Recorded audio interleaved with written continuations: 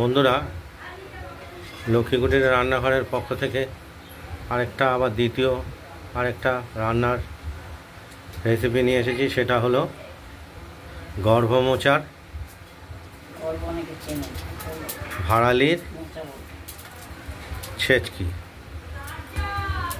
এই গর্ভমোচাটা দেখতেই পাচ্ছেন, এটা কেটে কুচি কুচি করে নিতে হবে। এই তো করেছি, দেখাও। আমরা কুচি কুচি করে নিয়েছি, নুন দিয়েও চটকে রেখেছি। খুব সুস্বাদু, এগুলো টাটকাই খেতে হয় একদম। নুন দিয়ে চটকে আর কড়াইতে সর্ষে ফোড়ন দিয়ে তেল গরম করে নিয়ে এই ভাড়ালিগুলো দিয়ে দেবো। খেতে খুব ভালো লাগবে, নরম একদম তুলোর মতো খেতে। এটা 2-3 দিন রেখে দিলে আবার যদি পরে খাওয়া হয় তাহলে কিন্তু শক্ত। বিচি কলার ভাড়ালির ছেচকি, বিচি কলার ভাড়ালি।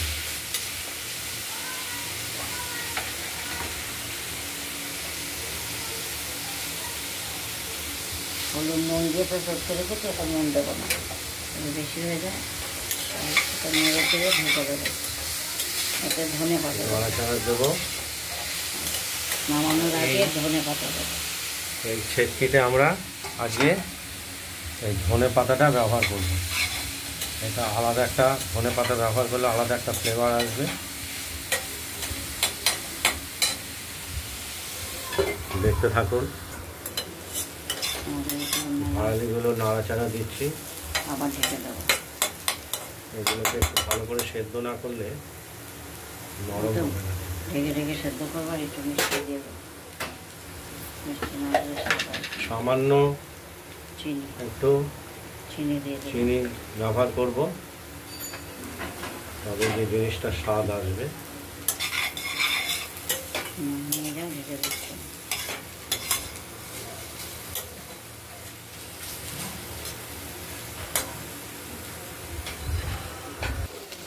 আচ্ছা, ভাড়ালির ছেচকিতে ধনে পাতা দিয়ে দিলাম, এটা আলাদা একটা ফ্লেভার আসবে।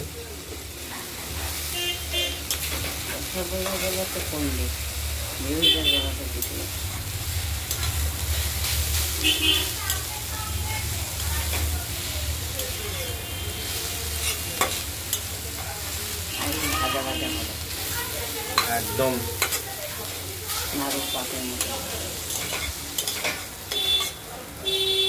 মজে এসেছে। কত টাইম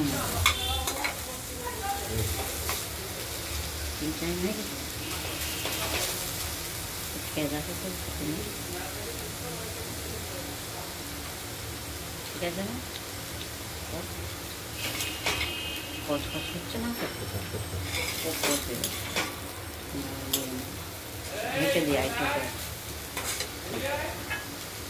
আমাদের ভাড়ালিটা হয়ে গেছে, আর একটু সামান্য একটু হবে।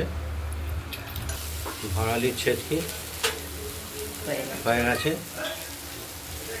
ধনে পাতা দিয়ে। এটা আমরা এবার নামিয়ে ফেলবো।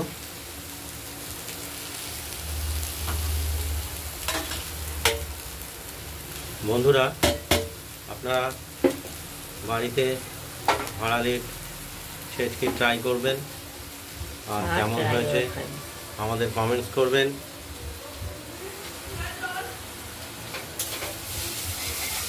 আর আমাদের এই লক্ষ্মীকুটিরের রান্নাঘরের চ্যানেলটাকে লাইক, শেয়ার এবং সাবস্ক্রাইব করে দেবেন।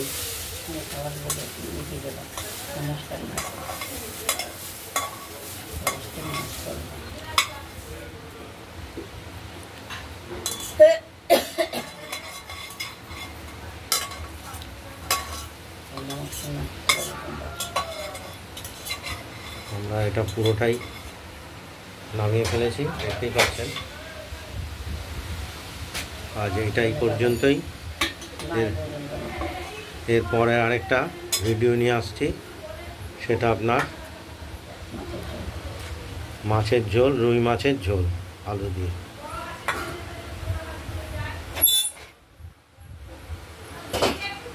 ভালো থাকবেন, সুস্থ থাকবেন। এই পর্যন্ত।